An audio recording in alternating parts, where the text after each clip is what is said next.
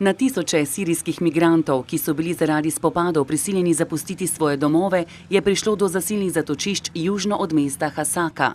Zmogljivost osebja in nastanitev hrane in toplih oblačil je za takšen naval beguncev premajhna. Direktor zatočišča Anas Omar je dejal, da je tukaj nastanjenih približno 27.000 oseb. Zmogljivosti zatočišča pa so maksimalno 19.000.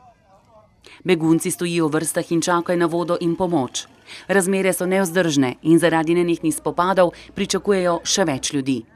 Pristojni opozarjajo na humanitarno katastrofo. Kitajska kultura tolerira komolce na mizi, prehranjevanje z odprtimi usti, vendar v naši zahodnjaški kulturi to ni sprejemljivo.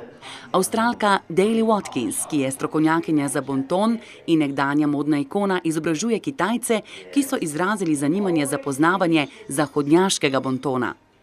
V luksuznem hotelu Guangzhou na jugu Kitajske je v svoj tečaj vzela mlade Kitajke in Kitajce, ki želijo izvedeti, kako se obnašati za mizo, kako sedeti in stati ter kako se primerno objemati. Kakšna je poslovna kultura in način oblačenja v zahodnih državah, želi spoznati čim več Kitajcev, ki se zavedajo, da potrebujejo dobre socialne veščine, da se bodo lažje bližali zahodnemu načinu razmišljanja. 75 migrantov je rešila libijska obalna straža blizu Tripolija. Čoln, na katerem so bili večinoma migranti iz afriških držav, se je začel potapljati. Reševalci so rešili 52 moških, 19 žensk in 4 otroke.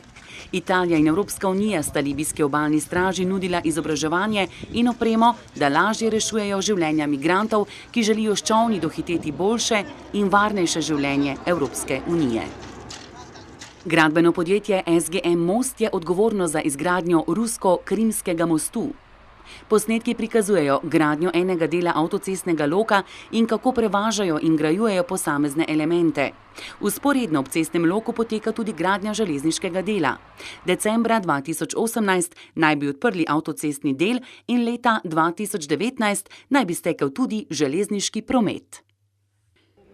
Francoski kmetje so upali na podporo francoskega predsednika Macrona, da bi podprl ukrepe in se zavzel za povečanje njihovega dohodka tako, da bi premaknil kupno moč od velikih supermarketov k verigi lokalne preskrbe s hrano. Na konvenciji sredi Pariza so potekale številne delavnice in srečanja s kmeti, proizvajalci in drugimi distributerji. Številke pa dokazujejo realni položaj francoskega kmeta. Tretjina jih je namreč lani zaslužila manj kot 350 evrov in ta številka predstavlja manj kot tretjino minimalne neto plače v Franciji.